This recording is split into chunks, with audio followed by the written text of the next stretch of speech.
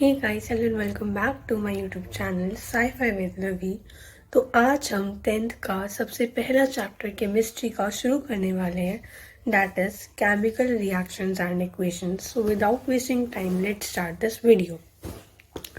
सबसे पहला जो हमारा चैप्टर है उसका नेम है केमिकल रिएक्शंस एंड इक्वेशंस। तो सबसे पहले हम लोग पता करते हैं कि हम लोग बेसिकली इस चैप्टर में क्या क्या पढ़ने वाले हैं। ठीक है, तो सबसे पहले the thing which we are studying will be, here are the topics जो कि हम इस चैप्टर में पढ़ने वाले हैं। लाइक सबसे पहला है हमारे पास intro of chemical reactions with examples. सबसे पहले हम लोग पढ़ेंगे कि क्या केमिकल रिएक्शंस होती है विद देयर एग्जांपल्स। फिर हम लोग पढ़ेंगे कंपोनेंट्स ऑफ केमिकल रिएक्शन, क्या क्या कंपोनेंट्स होते हैं केमिकल रिएक्शन के, about reactants, about products, about क्या क्या हमारे केमिकल रिएक्शन में चीज़ें यूज़ होती हैं। फिर हम लोग पढ़ेंगे कैरेक्टरिस्टिक्स ऑफ केमिकल रिएक्शन की, कि हमें कैसे बेसिकली पता चलता है कि कोई भी रिएक्शन जो है वो हो रही है। फिर हम लोग पढ़ेंगे केमिकल इक्वेशन के बारे में, केमिकल इक्वेशन के डिफाइन के बारे में, कैसे हम लोग एक केमिकल इक्वेशन को बैलेंस करते हैं और कैसे हम लोग एक केमिकल इक्वेशन को लिखते हैं। Types of chemical reactions which is the most important part of the chapter this, as well as balancing of chemical equations. These both are the most important parts of this chapter. तो हम लोग शुरू करते हैं अब इस chapter को। सबसे पहला जो टॉपिक है वो है इंट्रो ऑफ केमिकल रिएक्शंस। हम लोग पढ़ेंगे कि क्या क्या हमारी केमिकल रिएक्शंस बेसिकली क्या होती है ये चीज़। हम लोग एनसीईआरटी का टेक्स्ट मैंने आपके सामने लिखा हुआ है। आई विल प्रेफर कि आप अपनी एनसीईआरटी या लखमीर सिंह, आपके पास कोई भी टेक्स्ट बुक है साइंस की, उसको खोल के रखें ताकि आपको और भी ज़्यादा क्लियरिटी आए। ये एनसीईआरटी की टेक्स्ट है जो आपके सामने लिखी हुई है। Consider the following situations of daily life and think what happens. जब आप किसी आयरन की चीज को ह्यूमिड एटमॉस्फेयर में छोड़ देते हो, बेसिकली बाहर छोड़ देते हो, तो क्या होता है, कुछ टाइम के बाद आप देखोगे आयरन की चीजों पे रस्टिंग आ जाती है। आयरन की जो रेल्स होती हैं, आयरन की जो रॉड्स होती हैं, आप देखोगे उस पर क्या होने लग जाती है, रस्टिंग होने लग जाती है। रेड ब्राउन कलर की रस्ट आ जाती है उस पर। उसको हम लोग बोलते हैं कि यहाँ पे एक केमिकल रिएक्शन हुई है। नेक्स्ट हम लोग आते हैं ग्रेप्स गेट्स फर्मेंटेड। जब ग्रेप्स सड़ जाते हैं बेसिकली, तो वहां पे भी क्या हो रहा होता है, बेसिकली एक केमिकल चेंज आया है। Basically grapes get fermented, grapes सड़ जाते हैं, एक केमिकल चेंज आया है। फूड इज कुक्ड, जब खाना पकाया जाता है, केमिकल चेंज। क्या आप उसको बाद में सही कर सकते हो? नहीं। तो वो चीजें जिनको आप बाद में सही नहीं कर सकते, एक बार वो चीजें चेंज हो गई, अब आप उनको चेंज नहीं कर सकते, उनको हम लोग बोलते हैं chemical change. Physical change which are actually reversible, chemical changes are irreversible changes. Food gets digested in our body, we respire. ये सारे के सारे एग्जाम्पल्स आपके किसके हैं? केमिकल रिएक्शंस के हैं, जो कि कुछ केमिकल रिएक्शंस हमारी बॉडी में हो रही है, कुछ केमिकल रिएक्शंस वो है जो कि हम अपने आसपास की सराउंडिंग्स में देख सकते हैं। आगे बढ़ते हैं। In the above situations, the nature and the identity of the initial substance have somewhat changed. Basically हम लोग ये देख रहे हैं कि जितने भी हमने अभी सिचुएशंस पढ़ी हैं उनमें उसकी आइडेंटिटी में फर्क आया। पहले ग्रेप्स क्या थे, अब ग्रेप्स क्या है। बेसिकली नेचर में चेंज आ रहा है, आइडेंटिटी में चेंज आ रहा है किसी इनिशियल सब्सटेंस की। तो यहाँ पे क्या हो रहा है, यहाँ पे केमिकल चेंज हो रहा है। इसी को हम लोग बोलते हैं when a chemical change occurs, हम लोग कह देते हैं कि हाँ केमिकल रिएक्शन हो रही है। फिजिकल चेंज और केमिकल चेंज में एक बार समझा देती हूँ। फिजिकल चेंज वो चेंज होता है जो कि आप रिवर्सिबल, बेसिकली फिजिकल चेंज होता है वो रिवर्सिबल होता है, आप उसको रिवर्स बैक कर सकते हैं। जो केमिकल चेंज होता है आप उसको रिवर्स बैक नहीं कर सकते, वो इरिवर्सिबल चेंज होता है। आगे हम लोग बढ़ते हैं। Define of chemical reactions. अब हम लोग बात करेंगे कि केमिकल रिएक्शंस होती, अब तक हमने पढ़ा खूब विद फ्यू एग्जांपल्स कि हम लोग कब बोलेंगे कि केमिकल रिएक्शन टेक प्लेस हो रही है, जब केमिकल चेंज हो रहा हो। अब हम लोग बात कर लेते हैं केमिकल रिएक्शंस की डिफाइन की। Basically chemical reactions are the processes in which new substances with new properties are formed. Chemical reactions involve chemical changes. ये ऐसे प्रोसेसेस हैं जहाँ पे नया सब्सटेंस बनता है विद न्यू प्रॉपर्टीज, और केमिकल रिएक्शंस में केमिकल चेंजेस होते हैं, जो कि हमने अभी भी ऊपर पढ़ा कि केमिकल रिएक्शन कब मानी जाएगी, जब उसमें कोई ना कोई केमिकल चेंज अकर करेगा, ठीक है। During chemical reaction a rearrangement of atom take place between the reacting species to form new substances. During a chemical reaction atoms की जो भी इनिशियल रिएक्टिंग सब्सटेंसेस होते हैं उनकी रीअरेंजमेंट हो रही होती है विद एटम्स। ये लाइन इतनी जरूरी नहीं है, बट टू अंडरस्टैंड कि हो क्या रहा होता है अंदर, बेसिकली एक एटम्स की रीअरेंजमेंट हो जाती है जिससे आपका रिएक्टेंट से प्रोडक्ट बन जाता है। Chemical reaction involve breaking of old chemical bonds, it is bonds, and then making of new chemical bonds. पुराने बॉन्ड टूटेंगे तभी तो नए बॉन्ड बनेंगे। And if you are thinking to pursue science in your 11th and 12th, I will say कि ये line तो बहुत ही ज़्यादा इम्पॉर्टेंट है। This line is very much important. What? That chemical reactions involve breaking of old chemical bond and then making of new chemical bonds. पुराने bond टूटेंगे, नए bond बनेंगे। ये आप 12th तक ही पढ़ने वाले हो, तो मेक श्योर कि ये चीज़ आप केमिस्ट्री में तो ना ही भूलो। That chemical reaction will involve breaking of old chemical bond and then making of new chemical bond. पुराने लोग छूटेंगे तो नए लोगों के साथ हम लोग दोस्ती बना पाएंगे। इसको हम लोग ऐसे समझते हैं। नीचे हम लोग आते हैं एग्जाम्पल। केमिकल रिएक्शन का एग्जाम्पल दे रखा है आपको। अभी आपको केमिकल रिएक्शन सिंपल नजर आ रही होगी। Basically Mg plus O2 will form MgO, but is it balanced? तो ये क्वेश्चन अगर आपने चैप्टर पढ़ लिया है पहले ही, then you will be able to answer. क्या ये बैलेंस्ड है? Comment down in the comment section कि क्या ये रिएक्शन बैलेंस्ड है। It is a question number 1 which I have asked. इसका आंसर हम लोग थोड़े ही देर में पढ़ने वाले हैं, ठीक है। सो सेकेंड टॉपिक पे आ जाते हैं इस चैप्टर के, that is components of a chemical reaction. Substances which take part in a chemical reaction are known as reactants. वो सब्सटेंसेस जो कि केमिकल रिएक्शन में पार्ट ले रहे हैं उनको हम लोग बोलते हैं रिएक्टेंट्स। पहली चीज जो हमने सीखी, जो हमारे काम की है, क्या वो सब्सटेंसेस जो कि केमिकल रिएक्शन में पार्ट ले रहे हैं उनको हम लोग बोलते हैं रिएक्टेंट्स। और ये रिएक्टेंट्स ही रिएक्ट करके क्या बनाते हैं? प्रोडक्ट्स बनाते हैं। New substances produces as a result of chemical reaction are known as products. जो न्यू सब्सटेंसेस बनते हैं केमिकल रिएक्शन में उन्हीं को हम लोग प्रोडक्ट्स बोलते हैं। Products formed have properties which are entirely different from those of the reactants.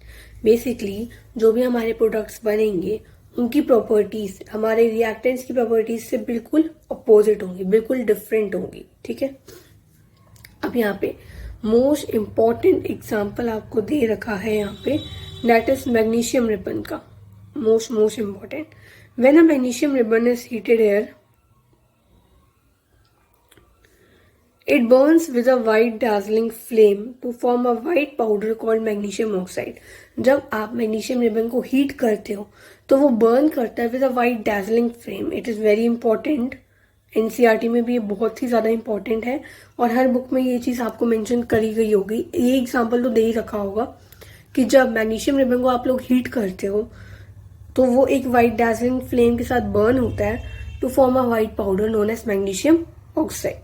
Magnesium plus oxygen will form magnesium oxide. ये वही है जो कि हमने अभी ऊपर एग्जांपल पढ़ा है केमिकल रिएक्शन का। Magnesium plus oxygen will form magnesium oxide. क्या है ये? Mg, here you look, Mg plus O2 will form MgO। क्या ये बैलेंस्ड है? देखो ये है एज रिबन, मैग्नीशियम हमारा रिबन होता है। मैग्नीशियम रिबन, ऑक्सीजन जो एयर में प्रेजेंट होती है, मैग्नीशियम ऑक्साइड जो कि एक वाइट पाउडर बन जाता है रिएक्शन होने के बाद। ये आपको यहाँ पे ऐसे दिखा भी रखा है प्रॉपरली कि कैसे ये काम होता है और ये एनसीईआरटी का ही है। वॉच क्लास रखा गया है, बर्नर है, यहाँ पे मैग्नीशियम रिबन को जलाया जा रहा है। ये जो पाउडर आप देख रहे हैं यहाँ पे वाइट पाउडर, इसी को हम लोग यहाँ पे क्या बोल रहे हैं? Magnesium oxide. जो भी डिस्टर्बेंसेस बीच में हो रही है, I am very sorry for it, but कुछ चीज़ें ऐसी होती है जिनको हम रोक नहीं पाते, लाइक बाहर कुछ भी चल रहा है, I can't stop those things, so sorry for that inconvenience, अगर आपको कोई भी दिक्कत या तकलीफ हो रही है उससे। अब हम लोग आगे चलते हैं। Characteristics of chemical reaction. How can we say that chemical reaction has taken place. हमें पता कैसे लगता है भाई केमिकल रिएक्शन हो रही है। अभी हमने पढ़ा, सबसे पहला एग्जाम्पल एनसीईआरटी का, कि जब हम लोग आयरन नेल को ह्यूमिड एटमॉस्फेयर में छोड़ देते हैं क्या होता है, हमें पता है हाँ भाई उस पर रस्ट लग जाती है। ये चीज़ हम 9th 8th हमने पहले भी पढ़ रखी है कि जब भी ऐसा होता है तो उस पर रस्ट लग जाती है। रस्ट होना इज वॉट, क्या, कैसे पता चला कि केमिकल रिएक्शन हुई। यहाँ पे क्या हुआ, कलर चेंज हुआ। सबसे पहले क्या चीज़ हुई यहाँ पे, हमें कैसे पता लगा, यहाँ पे कलर चेंज हुआ। स्टेट तो चेंज नहीं हुई, ठीक है। नेक्स्ट एग्जाम्पल, कोई और एग्जाम्पल हम लोग ले लेते हैं। तो ये सारी की सारी बेसिकली आप कहोगे कि ये जब चीज़ें हो रही होंगी तब भी हम लोग कहेंगे कि हाँ हमारी केमिकल रिएक्शन जो है ये हो रही हैं। Change in state, like solid कोई चीज़ थी, सॉलिड से वो लिक्विड हो गई, लिक्विड से वो गैस हो गई। फॉर एग्जाम्पल यहाँ पे अगर मैं लूँ बॉइलिंग ऑफ वाटर,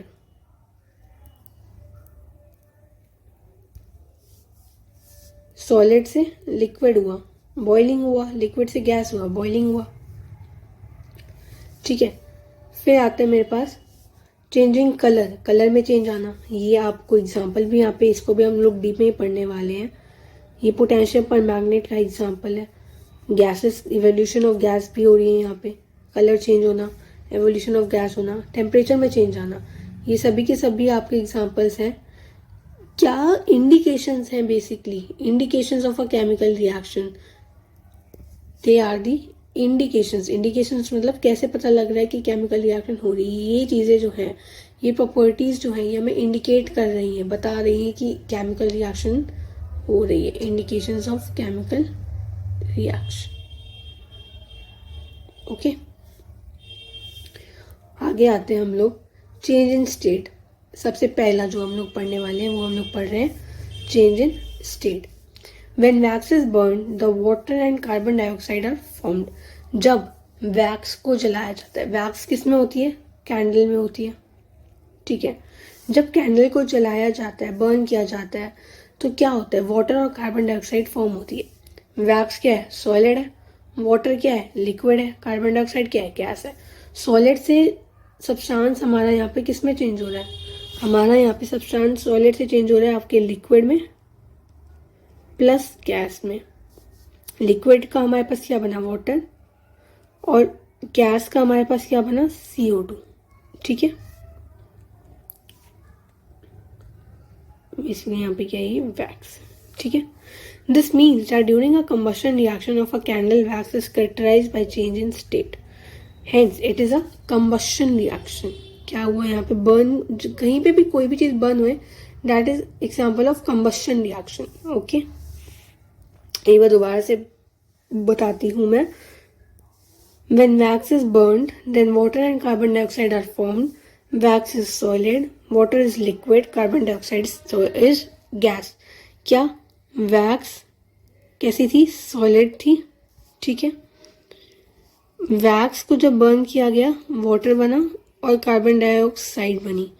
वाटर था यहाँ पे आपका लिक्विड, कार्बन डाइऑक्साइड थी आपकी यहाँ पे गैस। तो सॉलिड से सब्सटेंस चेंज हुआ आपके लिक्विड प्लस गैस में। ये क्या हुआ, चेंज इन स्टेट, स्टेट में चेंज आया, yes, that is change in state. Is it clear? So दूसरा जो हम लोग पढ़ने वाले हैं, दूसरा कैरेक्टरिस्टिक है चेंजिंग कलर।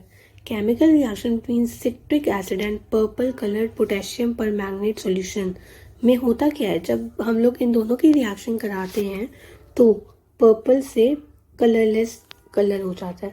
देखो सिट्रिक एसिड हो गया हमारा, जो कि लेमन में होता है, सिट्रिक फ्रूट्स में होता है, वही होता है सिट्रिक एसिड।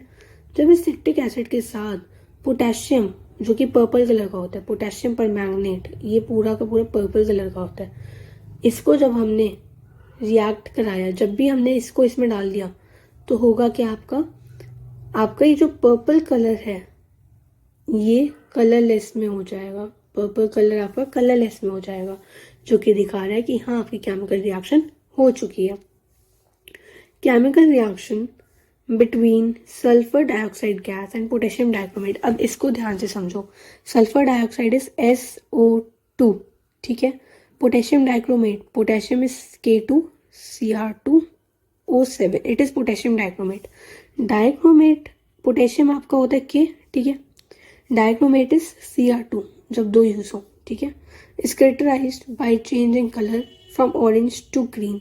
जब इन दोनों की रिएक्शन होती है तो जो ऑरेंज कलर होता है पहले, वो कलर आपके ग्रीन कलर में चेंज हो जाता है। Hence we can say that chemical reaction has taken place. आगे बढ़ते हैं। आगे हमारे पास चेंज इन टेम्परेचर कैसे पता लगेगा। देखो, जब quicklime is calcium oxide CaO, ठीक है। जब इसको हम लोग पानी के साथ रिएक्ट करा देंगे तो ये हमारा बन जाएगा slaked lime, that is calcium hydroxide CaOH। ऐसा करके जब कुछ बनेगा स्लेक्ट लाइम जिसको हम लोग कहते हैं, तो ये अपने आप ही टेम्परेचर बढ़ा देगा। क्या करेगा? टेम्परेचर बढ़ा देगा। इस रिएक्शन में टेम्परेचर बढ़ जाएगा। At that case we will say कि हाँ केमिकल रिएक्शन हो चुकी है, क्योंकि टेम्परेचर में फर्क आ रहा है। जैसे बीकर जो है, ये बीकर कैसा हो जाएगा? गर्म हो जाएगा। द बीकर जब गर्म हो जाएगा, टेम्परेचर बढ़ जाएगा, इसका मतलब कि हाँ रिएक्शन हो चुकी है। फिर आते हैं हम लोग एवोल्यूशन ऑफ गैस पे। Chemical reaction between sodium carbonate is Na2CO3, ठीक है। And dilute HCl। अब देखो, डाइल्यूट और कंसेंट्रेटेड भी समझा देती हूँ मैं। डाइल्यूट क्या होता है और कंसेंट्रेटेड क्या होता है। डाइल्यूट जिसमें पानी ज्यादा हो, ठीक है। कंसेंट्रेटेड जिसमें एसिड की मात्रा ज्यादा हो, वो कंसेंट्रेटेड होगा। डाइल्यूट वो होगा जिसमें वाटर की प्रेजेंस ज्यादा हो, ठीक है। Chemical reaction between sodium carbonate and dilute HCl। Sodium carbonate Na2CO3 plus dilute HCl, that is HCl। यहाँ पे डाइल्यूट का सिंबल आ जाएगा। Is characterised by evolution of carbon dioxide gas. जब भी इनके बीच में रिएक्शन होगी बनेगा NaOH प्लस का CO2 प्लस बाकी जो सामान बच गया, O यूज हो गया, HB यूज हो गया, Na एक बच गया तो NaCl। ये आपकी रिएक्शन होगी, ठीक है। तो यहाँ पे क्या हुआ? NaOH CO2 NaCl, ठीक है। क्या निकला? CO2 निकला। Hence evolution of carbon dioxide gas, ठीक है। ये समझाया। फिर chemical reaction between zinc and dilute HCl, Zn plus HCl will lead to ZnCl plus का H2HCl, ठीक है। ये भी हुआ। यहाँ पे भी क्या निकला? हाइड्रोजन निकला। ये इसका एवोल्यूशन हुआ, यहाँ पे इसका एवोल्यूशन हुआ, ठीक है। प्रेसिपिटेट, अच्छा ये डिफाइन बड़ी इंपॉर्टेंट आती है आपकी। What is precipitate? आपको पता भी होना चाहिए। Precipitate is the solid substance which separates out from the solution during a chemical reaction. ये वो सॉलिड सब्सटेंस होता है जो कि बच जाता है जब केमिकल रिएक्शन हो चुकी होती है, ठीक है। आगे बढ़ते हैं हम लोग। Chemical equation, it is a way of representing a chemical reaction using some specific symbols and formulae of substances involved in it. A plus B will form C, ठीक है। अब यहाँ पे A क्या है? यहाँ पे A है आपका रिएक्टेंट 1, रिएक्टेंट 2। जब ये दो रिएक्टेंट रिएक्ट कर रहे हैं तो ये प्रोडक्ट बना रहे हैं, ठीक है। तो अब मैं केमिकल रिएक्शन को एक्सप्रेस कैसे करूंगी, अब इसको समझो। यहाँ पे अब हम भी एक स्टूडेंट बन जाते हैं। रिएक्शन को रिप्रेजेंट करने के लिए मैं प्रॉपर लिख रही हूँ यहाँ पे जिंक जो कि सॉलिड में है प्लस HCl जो कि लिक्विड में है। इसको लिक्विड भी लिख सकते हैं यहाँ पे, या आप ऐसे भी लिख सकते हैं डाइल्यूट।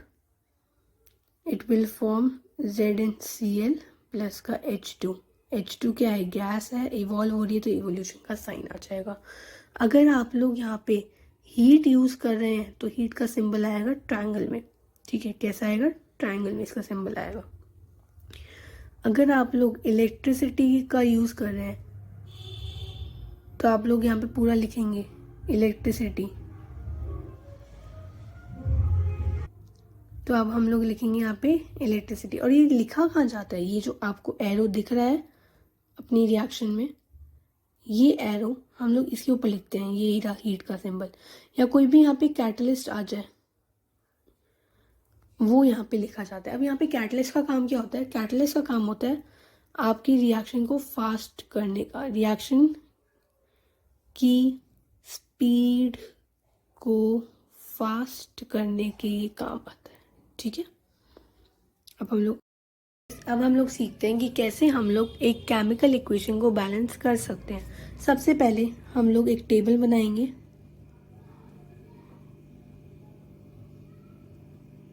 ये बन गई हमारी टेबल। यहाँ पे हम लोग लिखेंगे LHS RHS।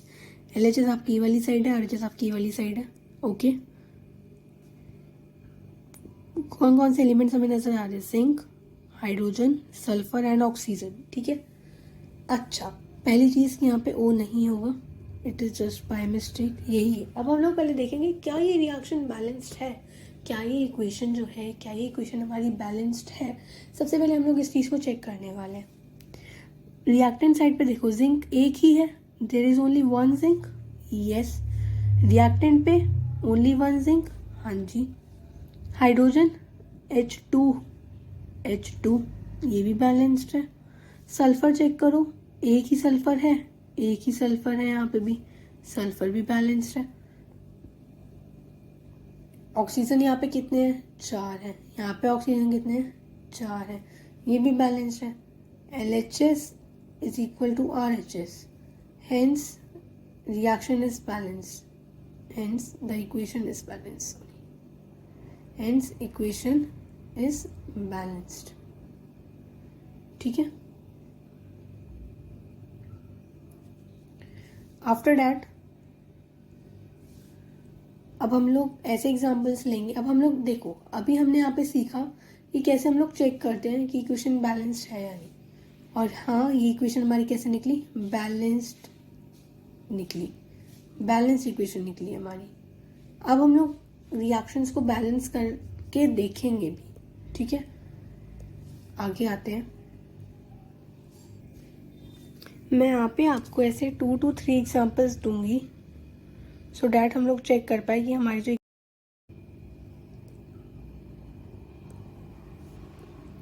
अब मैं सबसे पहला एग्जाम्पल लेती हूँ आपके सामने। H2 plus O2 will form H2O। Check करो क्या ये इक्वेशन बैलेंस्ड है। टेबल बनाएंगे, LHS 2 ही है, यहाँ पे H है और O को ही हमने चेक करना है, RHS। नाउ चेक, हाइड्रोजन 2 है, हाँ जी यहाँ पे भी हाइड्रोजन 2 है। ऑक्सीजन 2 है, क्या यहाँ पे 2 है? नहीं भाई, यहाँ पे एक ही ऑक्सीजन हमें नजर आ रहा है। तो हमें इस इक्वेशन को बैलेंस करने की ज़रूरत है। कमी किस चीज़ की नज़र आ रही है? ओ की। भैया यहाँ पे 2 होने चाहिए। तो मोस्टली स्टूडेंट्स क्या करेंगे स्टार्टिंग में? आप बोलोगे H2O2 कर देते हैं। भैया ये गलत है। आपके कुछ रूल्स भी है जिनको हमें ध्यान रखने की ज़रूरत है। वो ये कि हमें फॉर्मूले के अकॉर्डिंग चलना है। वाटर का क्या फॉर्मूला H2O2 होता है? नहीं होता। तो हम लोग कैसे करेंगे इसको ठीक? ये जो हमने लिखा है H2O2, इट इज़ एक्चुअली में हाइड्रोजन पेरोक्साइड, जो कि आप अपनी हायर क्लासेस में पढ़ोगे और हो सकता है तो इसमें भी पढ़ोगे आप केमिस्ट्री में आगे जाके। ये हाइड्रोजन पेरोक्साइड है, हमारे वाटर का फॉर्मूला H2O ही है। तो हम लोग इसको कैसे ठीक करेंगे? देखो, अगर मैं यहाँ पे 2 हाइड्रोजन ले लूँ, ठीक है, ऑक्सीजन यहाँ पे 2 ही रहने देती हूँ, 2H2O।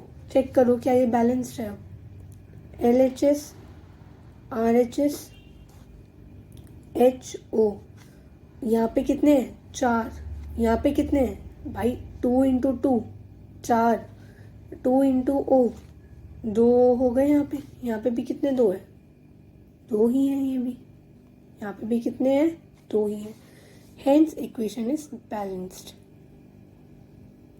अब हमने इक्वेशंस को बैलेंस कर दिया है। आई होप आपको समझ आया हो। H2 plus O2 will form H2O। ठीक है, हमने सबसे पहले चेक किया, यहाँ पे हमने करी इसकी चेकिंग। ठीक है, फिर हमने लिखा, हमने देखा भाई अगर मैं यहाँ पे 2 O लगा देती हूँ, क्योंकि मोस्टली स्टूडेंट्स का डाउट होता है कि O के पीछे ही 2 लगा देते हैं ना, जैसे यहाँ लगा हुआ है ऐसे यहाँ लगा देते हैं, तो बेटा जी यहाँ पे हाइड्रोजन पेरोक्साइड बन जाएगा, आपका पूरा फॉर्मूला ही चेंज हो जाएगा वाटर का। वाटर का बेसिक फॉर्मूला H2O ही होता है। आपको इस चीज़ का भी यहाँ पे ध्यान रखना पड़ेगा। ठीक है, कि आप फॉर्मूला ही कहीं चेंज ना कर दो उस सब्सटेंस का, तो इस चीज़ का ध्यान रखना है। इसलिए हमने यहाँ पे 2H2 किया, ताकि 2H2O हम इसी में ही इसको सेटल कर पाए। यहाँ पे 2 तो बढ़ा सकते हैं ना, यहाँ पे भी बढ़ जाएंगे। यहाँ पे 2 है, अब यहाँ पे 1 ही था, इसको मल्टीप्लाई करेंगे तो 2 हो जाएंगे। आई होप आपको ये समझ आया हो। अब हम लोग आगे नेक्स्ट एग्जाम्पल देखते हैं। नेक्स्ट एग्जाम्पल हम लोग लेके चल रहे हैं यहाँ पे, methane plus oxygen will form carbon dioxide plus water. Methane plus oxygen will form carbon dioxide plus water.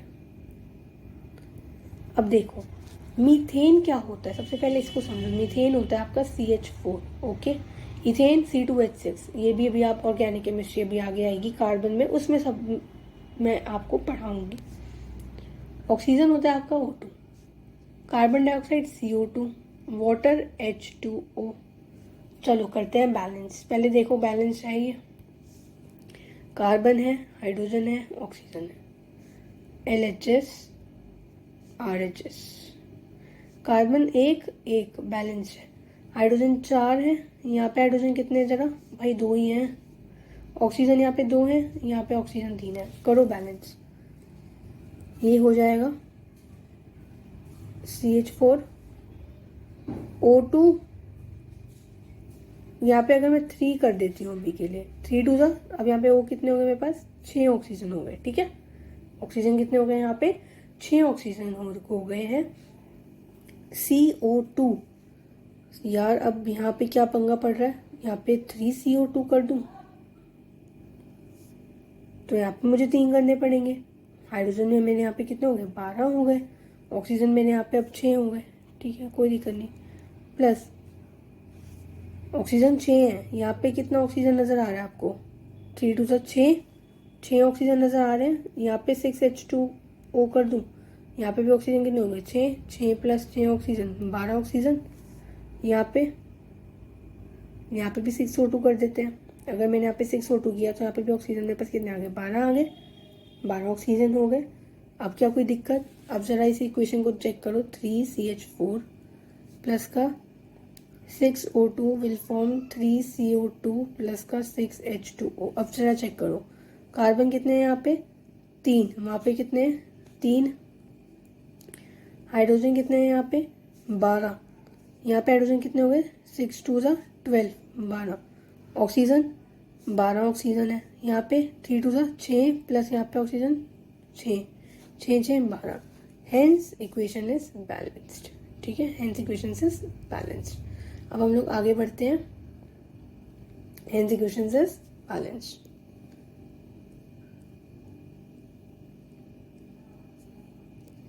एक और एग्जांपल अब हम लोग लेके चलते हैं according to your NCERT। Let's suppose मैंने लिया, ये NCERT बुक का क्वेश्चन है, इसी को लेके चलते हैं। Iron plus steam, iron plus steam will form iron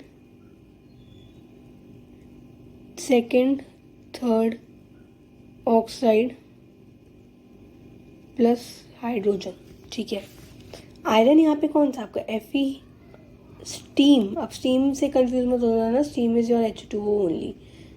iron second third oxide ये कहीं भी आ जाए, that is Fe3O4, that is your Fe3O4। चल क्यों नहीं रहा यहाँ पे, Fe3O4 ही है ये, तो ये हम लिखते हैं यहाँ पे Fe3O4 प्लस का H2।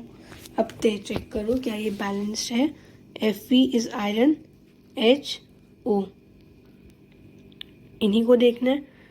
LHS side, RHS side, LHS side check करो, आपका Fe जो है वो यहाँ पे 1 है, यहाँ पे 3 है, और हाइड्रोजन यहाँ पे 2 है, यहाँ पे हाइड्रोजन भी 2 है, ऑक्सीजन यहाँ पे 1 है, यहाँ पे ऑक्सीजन 4 है। तो बेसिकली ऑक्सीजन और Fe को बैलेंस करना है।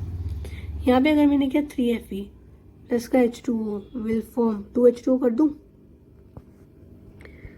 Will form Fe3O4, Fe3O4। पर मुझे तो यहाँ पे 4 चाहिए, तो चलो 4 लिख देते हैं, ठीक है। Fe3O4 प्लस का 4H2। अब क्या ये बैलेंस है, चेक करो। Fe यहाँ पे हो गए 3, वहाँ पे भी 3, हाइड्रोजन यहाँ पे हो गए 8, वहाँ पे भी कितने हो गए 8, यहाँ पे ऑक्सीजन हो गए आपके 4, यहाँ पे भी 4। Hence equation is balanced, hence equation is balanced. ज़्यादा कॉम्प्लेक्स क्वेश्चन आपके नहीं आएंगे। The main thing is you have to just practice of these things, ठीक है। सो आई होप आप सबने नोट कर लिया होगा, आप सबको समझ भी आ गया होगा। अब हम लोग नेक्स्ट टॉपिक पे चलते हैं। अच्छा, सबसे पहले ये चीज़ें जो कि ये यूज़ हुई हैं हमारी व्हाइल डूइंग क्वेश्चंस, और some important things to keep in mind. Quicklime क्या होता है, CaO, calcium oxide. Slaked lime में CaOH जो हमारा बना था। आयरन सेकेंड ऑक्साइड FeO, ठीक है। फेरस ऑक्साइड भी इसको हम लोग कहते हैं। आयरन थर्ड ऑक्साइड Fe2O3, ये बताया भी था। मैग्नेटिक ऑक्साइड Fe3O4, जब भी आयरन सेकेंड थर्ड ऑक्साइड आ जाए, ये बना किससे होता है आपका, FeO से प्लस Fe2O3 से ही बना होता है। तो प्लीज़ एक बार इसको अच्छे से लिख लेना, कहीं पे अच्छे से नोट कर लेना, as it is much important and will be use in your reactions only, ठीक है। Please, this is most important for you all, so make sure to learn it। आगे बढ़ते हैं। Types of chemical reaction. सबसे पहली chemical reaction आ रही है हमारे सामने, कॉम्बिनेशन रिएक्शन। जनरल वे इसका तरीका है लर्न करने का क्या, A plus B will form C, ठीक है। Reactions in which 2 or more substances combine to form a single substance is known as combination reaction, ठीक है। हमें समझ आ गया ये। एग्जाम्पल बताओ, Mg plus O2 will form 2MgO। अच्छा, ये तो हमने लिया ही नहीं, O2 विल फॉर्म MgO, मैंने कुछ ऐसा लिखा था ना। अब बताओ क्या ये बैलेंस है, नहीं है भाई, ऑक्सीजन 2 है, यहाँ पे 1 है, कैसे बैलेंस है, तो हो जाएगा 2Mg plus O2 will form 2MgO। अब फिर आप बोलोगे यहाँ पे O2 लगा दो, तो फॉर्मूला बदल जाएगा, मैग्नीशियम डाइऑक्साइड हो जाएगा, ठीक है। सो मेक श्योर कि फॉर्मूला बदलना नहीं चाहिए।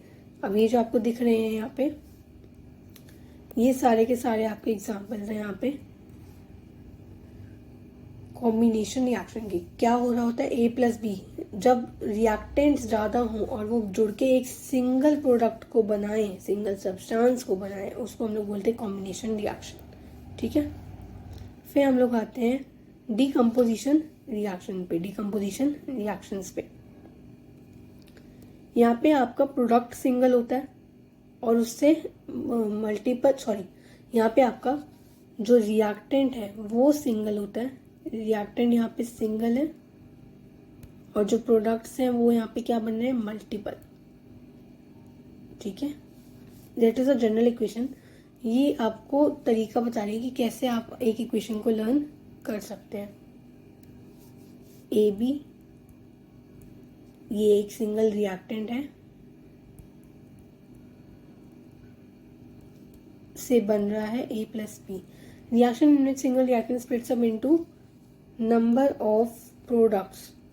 Decomposition reaction take place through heat, electricity, heat से होता है, इलेक्ट्रिसिटी से होता है, light and also called thermal decomposition. अब इनको क्या क्या कहते हैं, जो हीट से होता है, हीट का बताया था सिंबल ट्रायंगल, इलेक्ट्रिसिटी से होता है, light and also called thermal decomposition. अब इनको क्या क्या कहते हैं, जो हीट से होता है, हीट का बताया था सिंबल ट्रायंगल, इलेक्ट्रिसिटी का कुछ नहीं, लाइट को हम लोग लाइट लिख देते हैं, या हम लोग ये बना देंगे, it is use for light, ठीक है।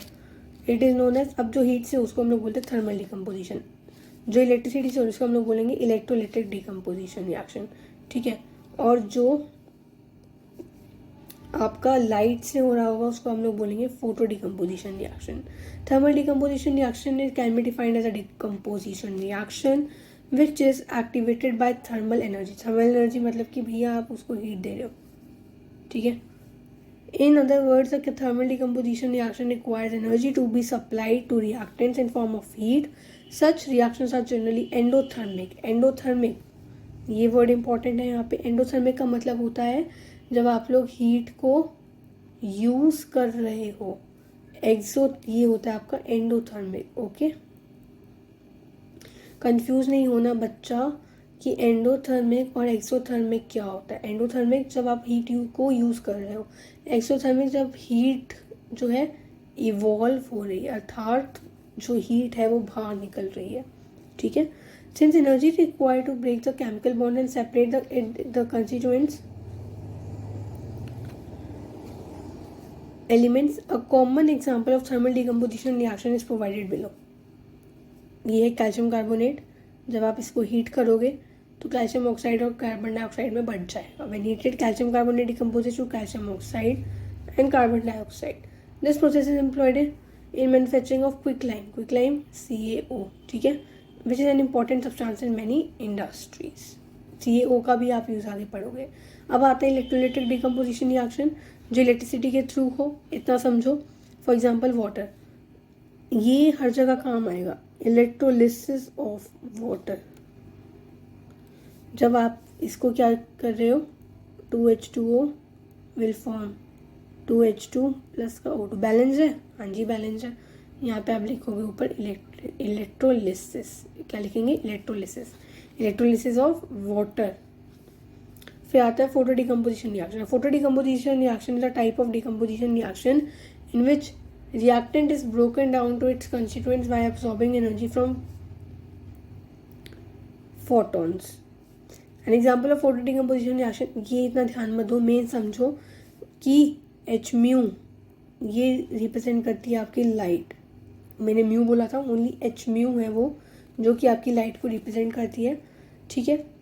क्या हो रहा है यहाँ पे, ऑक्सीजन को जब मैंने लाइट दी तो वो टूट की ऑक्सीजन. ओजोन को जब मैंने लाइट दी तो वो टूट गई आपकी ऑक्सीजन और मोनोऑक्साइड, ऑक्सीजन रेडिकल, ठीक है.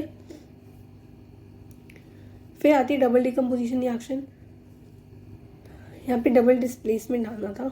इट इज डबल डिस्प्लेसमेंट, ठीक है, जहाँ पे इंटरचेंज हो रहे हैं positive and negative ions. HCl plus NaOH. Basically जो बड़ा वाला है वो इंटरचेंज कर रहा है जिसके साथ उसको रहना है. जैसे HCl प्लस NaOH, अभी NaCl हो जाएगा और HOH पानी बन के बाहर निकल जाएगा. यहाँ पे स्ट्रॉन्ग सारा क्या है, Na है, तो उसने Cl को पसंद कर लिया और जो बच्चा कुचा निकल गया, ऐसे समझो, ठीक है. H2SO4 है, 2NaOH. अब Na ज़्यादा स्ट्रॉन्ग है तो Na2SO4 निकल गया और 2H2O ये निकला 2H2O, ठीक है. PbNO3 ट्वाइस प्लस 2Na, तो क्या होगा PbI ये और ये एक साथ, NaNO3 एक साथ. बेसिकली इंटरचेंज कर रहे हैं अपने कंस्टिट्यूएंट्स को, ठीक है. और यहाँ पे डबल डिस्प्लेसमेंट रिएक्शन है. डिस्प्लेसमेंट रिएक्शन में क्या होता है, सिर्फ एक ही होता है. जैसे कि ZnCl2 प्लस का H, या कोई और एग्जांपल ले लेते हैं. ये एक ही यहाँ पे हो रहा होता है. फॉर एग्जांपल मैंने लिया HCl प्लस का Na will form NaCl plus का H. ये रिएक्शन, ठीक है, ये आपकी नॉर्मल सिंगल डिस्प्लेसमेंट की है. आगे हम लोग आते हैं रिडॉक्स रिएक्शन पे, जो कि इस चैप्टर का लास्ट पार्ट है और इस चैप्टर को हम लोग अब एंड करने वाले हैं. मैंने यहाँ पे डिस्प्लेसमेंट रिएक्शन का एग्जांपल आपको एक में ही दे दिया है क्योंकि ज़्यादा फर्क नहीं है. एक बार मैं आपको फिर भी समझा देती हूँ डबल डिस्प्लेसमेंट और डिस्प्लेसमेंट का फ़र्क. अगर आपको कन्फ्यूजन हो रही है तो मैं आपको एक बार समझा देती हूँ. डिस्प्लेसमेंट और double displacement,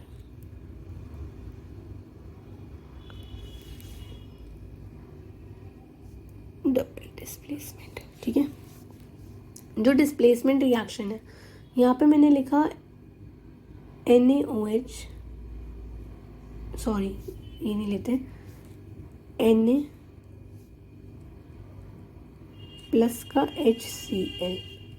will form NaCl plus का H, ठीक है। Na plus HCl will form NaCl। यहाँ पे एक ही सॉल्यूशन नज़र आएगा, पहली बात आपको, ये डिस्प्लेसमेंट की मैं बात कर रही हूँ। और वहीं आप जब डबल डिस्प्लेसमेंट देखेंगे और यहाँ पे एक ही इंटरचेंज हुआ और तो कुछ इंटरचेंज नहीं हुआ, H बेचारा बस साइड निकल गया चुपचाप। डबल डिस्प्लेसमेंट में क्या हुआ, NaOH प्लस का HCl विल फॉर्म NaCl। ये दोनों ही यहाँ पे क्या है, सॉल्यूशंस हैं, दो अलग अलग सॉल्यूशंस हैं। यहाँ पे एक सॉल्यूशन है NaCl प्लस बचा कुचा माल दैट इज HOH, जिसने कि वाटर बनाया, ये इकट्ठे आ गए, मतलब दो अलग अलग सॉल्यूशन ही बनेंगे। यहाँ पे एक ही सॉल्यूशन बनेगा, एक सॉल्यूशन था एक ही सॉल्यूशन बनेगा। यहाँ पे दो सॉल्यूशन के बीच में इंटरचेंजिंग हुई तो दो नए सॉल्यूशन बन गए। आई होप अब आपको क्लियर हो गया होगा डिस्प्लेसमेंट एंड डबल डिस्प्लेसमेंट। अगर फिर भी दिक्कत है तो कमेंट डाउन करो, मैं आपको समझा दूंगी एक बार दोबारा से अच्छे से, ठीक है। आगे बढ़ते हैं हम लोग हमारी लास्ट रिएक्शन पे, that is redox reactions. Redox reactions को समझना बहुत ही ज़्यादा इम्पॉर्टेंट है। यहाँ पे रिडक्शन, रिडॉक्स का मतलब क्या है, ये जो आपको दिख रहा है रेड, इसका मतलब है रिडक्शन। जो आपको यहाँ पे ऑक्स दिख रहा है, इस ऑक्स का मतलब है oxidation. Reduction is the gain of hydrogen atom and loss of electron. Reduction का काम क्या होता है, हाइड्रोजन एटम को गेन करना। ऑक्सीडेशन का काम होता है यहाँ पे हाइड्रोजन एटम को लूज करना और ऑक्सीजन को गेन। नाम से पता क्या चल रहा है, ऑक्सीडेशन मतलब कि ऑक्सीजन गेन कर रहा है, रिडक्शन मतलब कि हाइड्रोजन गेन कर रहा है, ऑक्सीजन लूज कर रहा है, ठीक है। यहाँ पे हाइड्रोजन लूज हो जाएगा, अपोजिट काम हो रहा है भैया, ठीक है। अगर ऑक्सीडेशन में वो ऑक्सीजन गेन कर रहा है तो हाइड्रोजन को लूज करेगा, रिडक्शन में अगर वो हाइड्रोजन को गेन कर रहा है तो वो ऑक्सीजन को क्या करेगा, लूज करेगा, ठीक है। अब रिड्यूसिंग एजेंट, सब्सटेंस जो खुद ऑक्सीडाइज हो जाए और दूसरों को रिड्यूस कर दे। रिड्यूसिंग एजेंट वो सब्सटेंस जो अपने आप को क्या करे, ऑक्सीडाइज करे और सामने वाले सब्सटेंस को रिड्यूस कर दे। Similarly oxidizing agent which itself gets reduced and oxidizes the other. अभी एग्जांपल देखो, Zn plus CuSO4 will form ZnSO4 plus Cu। Zinc में क्या हुआ, यहाँ पे ऑक्सीडेशन हो गई, कैसे भैया, O आ गया, इसके साथ O वाला सब्सटेंस आ गया और यहाँ से O वाला सब्सटेंस गायब हो गया, तो यहाँ पे रिडक्शन हो गई, यहाँ पे ऑक्सीडेशन हो गई, ऐसे समझना है, ठीक है। H2 plus H2 will form 2HF। H2 plus F2 hydrogen, oxidation यहाँ पे हुई, कैसे, क्योंकि यहाँ पे ऑक्सीजन इसने क्या किया, निकाल दिया, ठीक है। और यहाँ पे इसने उन इलेक्ट्रॉन्स को गेन कर लिया, जैसे lose of electrons, gain of electrons. इन दोनों के दोनों कंसेप्ट से आपको इसको समझना पड़ेगा। क्या, रिडक्शन में गेन ऑफ हाइड्रोजन एटम होगा, लॉस ऑफ इलेक्ट्रॉन होगा। ऑक्सीडेशन में लॉस ऑफ हाइड्रोजन एटम होगा, गेन ऑफ ऑक्सीजन एटम होगा। और यहाँ पे जो है इलेक्ट्रॉन आपके गेन होंगे, सॉरी मैंने उल्टा लिख दिया है, यहाँ पे गेन होंगे और यहाँ पे लूज होंगे। मैं इसका एक शॉर्ट भी अपलोड करूँगी specially for this with its trick. तो उस ट्रिक को करने के लिए make sure to subscribe my channel, और वो मैं आपको एक शॉर्ट वीडियो अपलोड करूँगी जिसमें आपको इसको प्रॉपर समझाऊंगी। The hydrogen and fluorine ions go to combine in order to form hydrogen fluoride. एक बार दोबारा से रिवाइज कर लेते, क्या क्या पढ़ा, रिडक्शन और ऑक्सीडेशन होगी, गेन ऑफ हाइड्रोजन एटम और गेन ऑफ इलेक्ट्रॉन। जब इलेक्ट्रॉन गेन करेगा, इलेक्ट्रॉन क्या होता है, नेगेटिवली चार्ज होता है, तो ये क्या करेगा, माइनस का चार्ज आ जाएगा, ठीक है। Oxidation is loss of hydrogen atom, gain of oxygen atom, gain of, अब यहाँ पे क्या होगा, यहाँ पे करेगा लूज ऑफ इलेक्ट्रॉन्स, निकालेगा इलेक्ट्रॉन्स को, तो पॉजिटिव साइन। देखो ऐसे समझो, जितना नेगेटिविटी से दूर उतना पॉजिटिव। ये हमारी लाइफ पे भी बात लागू होती है कि आप जितना नेगेटिव लोगों से दूर रहोगे उतना आप पॉजिटिव रहोगे। तो आप इसको इस एग्जांपल से समझ सकते हो कि जितना नेगेटिव से दूर मीन्स जितना इलेक्ट्रॉन से दूर उतना आप पॉजिटिव रहोगे। इलेक्ट्रॉन से दूर होगे मतलब यहाँ पे क्या है कि इलेक्ट्रॉन जब आप लॉस करोगे तो आप पॉजिटिव बन जाओगे, ठीक है।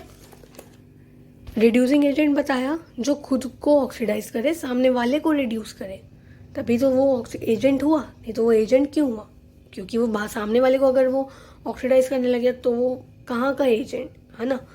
जो खुद को ऑक्सीडाइज करे, सामने वाले को रिड्यूस करे, वो आपका रिड्यूसिंग एजेंट। जो खुद को रिड्यूस करे, सामने वाले को ऑक्सीडाइज करे, वो आपका ऑक्सीडाइजिंग एजेंट। ये एग्जाम्पल्स, ठीक है। सो यहाँ पे जाके हमारा ये चैप्टर ख़त्म होता है। इस चैप्टर में जो पार्ट्स डिलीटेड थे इस बार वो थे रैंसिडिटी और कोरोजन। ये 2 पार्ट्स आपके डिलीटेड हैं, नहीं आ रहे हैं। रैंसिडिटी का मतलब होता है केमिकल रिएक्शन की वजह से स्मेल, ठीक है। और कोरोजन का मतलब अभी हमने सीखा रस्टिंग हो जाना, कोई भी मेटेलिक सब्सटेंस ख़राब हो जाना। मैंने थोड़ा बहुत इसके बारे में भी बता दिया है, एक बार दोबारा से बता देते हैं इसके बारे में। If you want to gain extra knowledge तो चैनल्स को सब्सक्राइब कर लीजिएगा, हम लोग एक्स्ट्रा नॉलेज भी यहाँ पे पढ़ेंगे। कोरोजन आप समझते हैं मेटेलिक चीज़ों का ख़राब हो जाना ह्यूमिड एटमॉस्फेयर के टच में आते ही। रैंसिडिटी का मतलब जब स्मेल आती है। और यहाँ पे हम लोग 2 चीज़ों के बारे में और पढ़ते हैं जो कि मैं भी आपको बताती हूँ। वो 2 चीज़ें हैं जो कि स्मेल से किसी चीज़ को रोकती है या एंटीऑक्सीडेंट्स के हम लोग यहाँ पे 2 नाम पढ़ते हैं, that are BHA and BHT, butylated hydroxy anisole, butylated hydroxy toluene.